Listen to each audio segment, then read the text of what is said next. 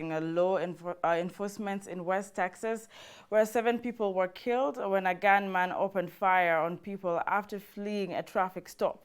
Trump on Sunday called the shooting rampage a very sad situation.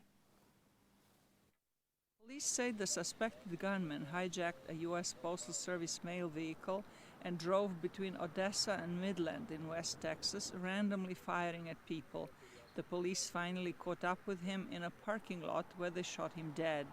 President Trump on Sunday praised the law enforcement for what he called an incredible job under the circumstances, but asked if the latest shooting would lead to a gun control legislation. He remained non-committal. We're looking at a lot of different bills, ideas, concepts. It's been going on for a long while, background checks. I will say that for the most part, sadly, if you look at the last 4 or 5, going back even 5 or 6 or 7 years, for the most part, as strong as you make your background checks, they would not have stopped any of it.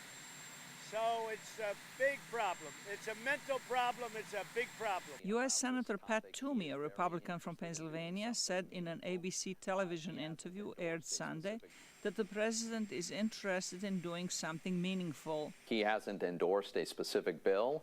I think that would be premature, but he and I have an ongoing conversation about this. I know other interested senators are participating in that conversation, and our staffs, including the White House staff, are very seriously pursuing this. Toomey has sponsored a bill on background checks that would include gun purchases online and at gun shows, but he admitted that he cannot guarantee the outcome. I'm not sure where this all ends, but the president is very interested. I remain very interested in measures that would make it harder for people who shouldn't have guns to get guns, and you know, we're gonna take a very serious run at it. Many Americans say background checks are not enough to stop the killing because some of the mass shooters have obtained their guns legally.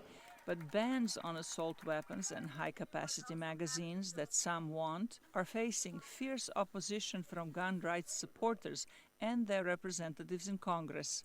At least 330 people have been killed in U.S. mass shootings since January, 50 of them in the past month.